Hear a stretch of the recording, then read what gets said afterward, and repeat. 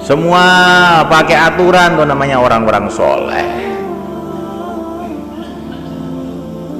Inilah yang kita minta setiap sholat, supaya hidup kita ini hidup dapat hidayah dan jadi asbab hidayah. Lah supaya kita ini hidupnya seperti itu, mendapatkan hidayah dan asbab hidayah, bagaimana? Amalannya yang telah ditunjukkan para nabi, para sahabat, pertama kali harus ada suasana dakwah. Suasana dakwah itu untuk apa? Supaya kita dapat hidayah dan supaya jadi asbab hidayah. Suasana dakwah yang penting. Dulu Mekah itu nggak ada hidayah, gelap gulita. Ketika Nabi dakwah, maka jadi dapat hidayah. Orang-orang kafir, orang-orang musyrik, penyembah berhala berubah jadi wali-wali Allah, jadi pejuang-pejuang, jadi ulama-ulama, jadi aulia-aulia, penyebar agama seluruh alam. Awal mulanya dakwahnya yang mulia Nabi Agung Muhammad SAW. Melikan Allah Ta'ala. Begitu juga di Jawa ini, dulu semua Hindu penyembah berhala. Dengan barokahnya dakwahnya Sunan Ampel berubah jadi kiai-kiai, jadi santri-santri, terus jadi mana-mana, jadi kebaikan-kebaikan tersebar kemana-mana. Asal mulanya dari dakwah. Maka sumber hidayah itu dari dakwah, sumber pertama itu. Lah saya ini masih buruk kok, masa kita ini ngajak orang itu niatnya bukan karena kita ini sudah baik ngajak orang, bukan. Kita ngajak orang niatnya supaya kita jadi baik.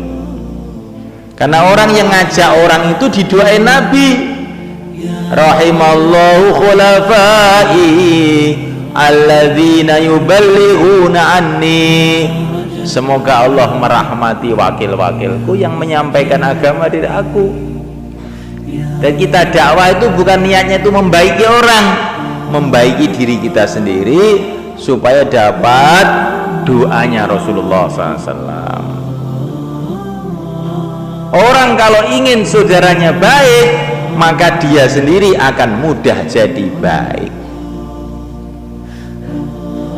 Wallahu fi aunil abdi ma kana al abdu fi auni akhih. Allah akan menolong orang kalau orang itu menolong saudaranya. Kalau kita ini jadi baik, usahalah kebaikan untuk keluarga-keluarga orang lain, maka nanti keluarga kita sendiri akan dimudahkan jadi baik oleh Allah SWT. Kalau kita ingin kampung kita jadi baik, pikirkan kampung-kampung lain, maka kampung kita akan mudah jadi baik. Kalau kita ini ingin tahajud, nanti malam ingin tahajud toh, caranya bagaimana? Kamu nanti habis isya musyawarah dengan teman-temannya. Tahajud itu fadilahnya besar. Dalam satu hadis dikatakan, di antara orang yang akan masuk surga tanpa hisab adalah orang ahli tahajud. Maka nanti kamu bangunkan saya ya jam 3 pas. Siap nggak? Siap. Kamu? Insya Allah. Kamu? Nah, kalau kamu itu memikirkan bagaimana orang-orang lain tahajud, nanti kan kamu sendiri dimudahkan oleh Allah untuk tahajud. Tapi kalau kamu ingin tahajud, diam aja, insya Allah kebablasan biasanya.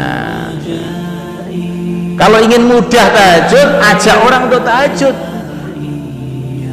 Kita musyawarahkan untuk buat usaha tahajud, insya Allah nanti akan mudah jadi tahajud. Saya itu punya kebiasaan buruk Pak Kiai, apa setelah taklim akhir tuh mesti ingin pulang aja, itu kaki saya itu nggak tahu kaki saya itu ada demitnya apa. Kamu ingin demitnya lepas, kamu nanti musyawarah dengan mahalahnya, pokoknya malam ini kita itikaf, kita mau tahajud ya, Kita ingatkan, kita ini sudah tidak ada suasana agama di mana-mana. Kita buat suasana agama di masjid ini. Kita mulai malam ini. Nanti insya Allah kan setannya di kaki itu hilang. Insya Allah mulai kan? Gimana? Siap?